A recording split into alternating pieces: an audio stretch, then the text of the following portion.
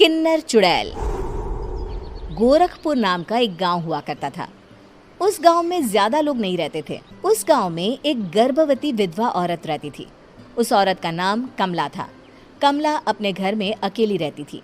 उसके पति की सारी जायदाद उसके नाम हो गई थी, पर सभी गांव वाले उस औरत को मनहूस औरत समझा करते थे और सभी उससे नफरत किया करते थे।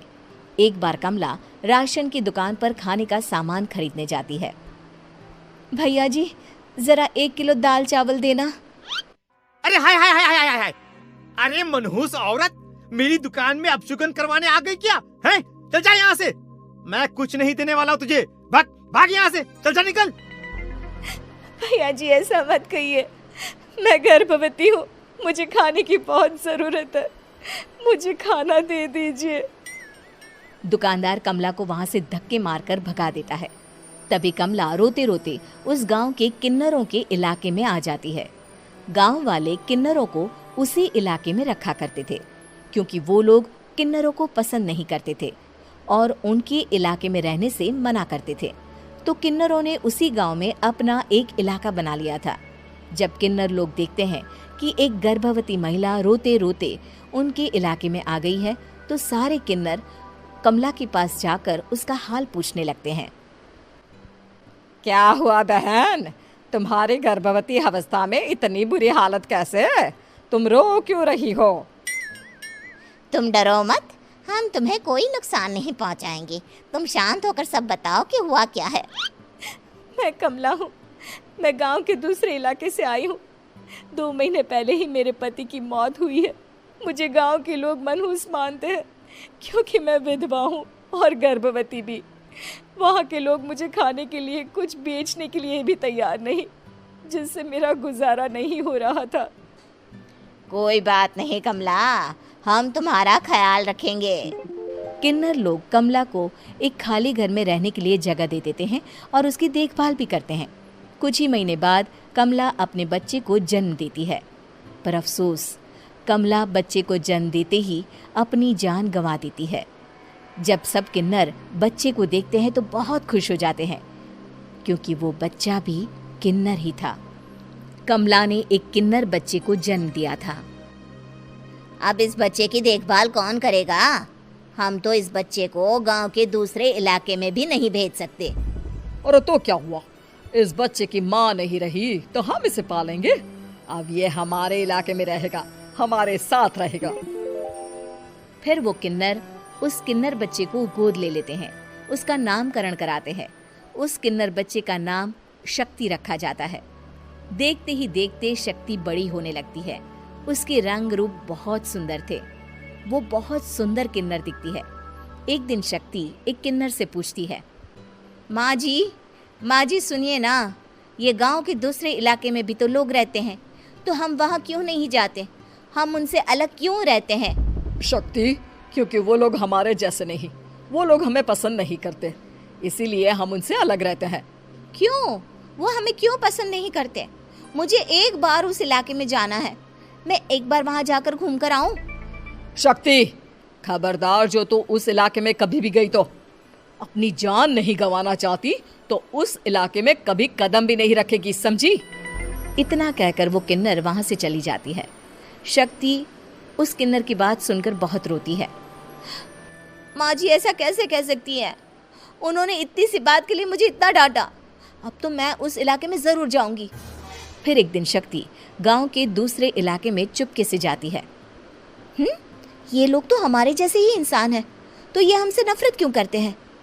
जब शक्ति उस इलाके में पहुंचती है तो गांव के सारे आदमी उसके रूप से मोहित हो जाते हैं। वो लोग ये अंदाज़ा नहीं लगा पाते कि वो किन्नर है। शक्ति की सुंदरता देखकर सारे गांव वाले उसकी तारीफ करने लगते हैं। तभी गांव का चक्कर लगाने गांव के जमींदार का बेटा हर्ष वहां पहुंचता है। हर्ष भी दिखने में बहुत सुंदर होता है।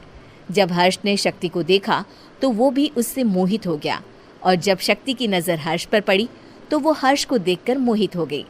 आपको पहले कभी इस गांव में देखा नहीं। इस गांव में आप नए हैं क्या?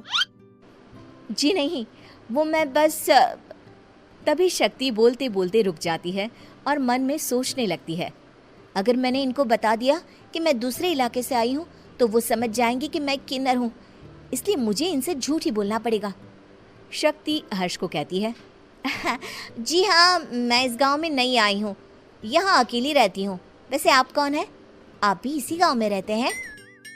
जी हाँ, मैं इस गांव के जमींदार का बेटा हूँ। आपको किसी भी चीज की जरूरत पड़े तो आप मुझे बता देना, मुझे अच्छा लगेगा। ऐसे ही शक्ति और हर्ष एक दूसरे से रोज मिलने लगते। वो दोनों अपने प्यार का इजहार करने एक दूसरे से मिलने जाते हैं। तभी शक्ति का पीछा करते करते एक किन्नर वहां आ जाती है। शक्ति, मैं तुमसे बहुत प्यार करता हूँ। मैं तुमसे शादी करना चाहता हूँ। क्या तुम मुझसे शादी करोगी? हाँ हर्ष, मैं तुमसे शादी करूँगी, पर मैं तुमको अपने बारे में एक सच्चाई बताना चाहती हूँ जो मैंने तुमसे छुपा कर रखी है। तभी उनके बीच में ही वो किन्नर आ जाती है। शक्ति, तेरी हिम्मत कैसे हुई ऐसा करने की? वो किन्नर शक्ति को खींचकर गांव के जमींदार के पास ले जाती है। हर्ष भी वहां शक्ति को बचाने के लिए पहुंच जाता है। जमींदार शक्ति और हर्ष के प्यार के बारे में सुनकर गुस्से में आ जाता है और शक्ति को गांव के बाहर निकालने की सजा देता है। शक्ति ये बात सहन नहीं कर पाती और कुएं में कूदकर अपनी जान दे देती है। जमींदार हर्ष की शादी गांव की एक लड़की से करवा देता है, पर हर्ष इस शादी से खुश नहीं होता। शक्ति अपना बदला लेने के लिए मरने के बाद किन्नर चुड़ैल बन जाती है। अब मैं इन गाँव वालों को नहीं छोड़ूंगी, अब इनसे मैं अपने प्यार का बदला लूंगी। किन्नर चुड़ैल गांव वालों को परेशान करना शुरू कर देती है। एक बार वो रात को गांव के खेतों में पहुंच जाती है और वहां आग लगा देती है। सारी फसल जल के राख हो जाती है। जब एक आदमी रात को उठकर देखता है कि खेत में आग लग गई है तो वो वहां पहुंच जाता है। वो देखता है कि खेतों के बीचों बीच एक किन्नर चुड़ैल खड़ी है और वहां खड़े होकर ताली बजा रही है। गांव वाला किन्नर चुड़ैल को देखकर बेहोश हो जाता है। जब सुबह उस आदमी को होश आता है तो वो सीधा जमींदार के पास जाता है। अरे जमींदार साहब, अरे वो किन्नर चुड़ैल ने मेरी सारी फसल जला दी। अब मैं क्या करूंगा? क्या होगा मेरा? जमींदार चुड़ैल किन्नर का नाम सुनते ही सब कुछ समझ जाता है। अब वो बहुत डर जाता है। उसी रात को जब जमींदार डर के मारे अपने कमरे में सो नहीं पाता, तभी वहां अचानक से किन्नर चुड़ैल आ जाती है। किन्नर चुड़ैल जोर जोर से जमींदार के आगे खड़ी होकर हंसने लगती है और ताली बजाने लगती है। जमींदार उस डरावनी किन्नर चुड़ैल को देखकर बहुत डर जाता है। तूने मेरे साथ बहुत बुरा किया, अब मैं तुझे जान से मार दूंगी। नहीं नहीं नहीं नहीं नहीं, मुझे माफ कर दो, मुझे मत मारो। मैं कभी ऐसा दोबारा नहीं करूंगा।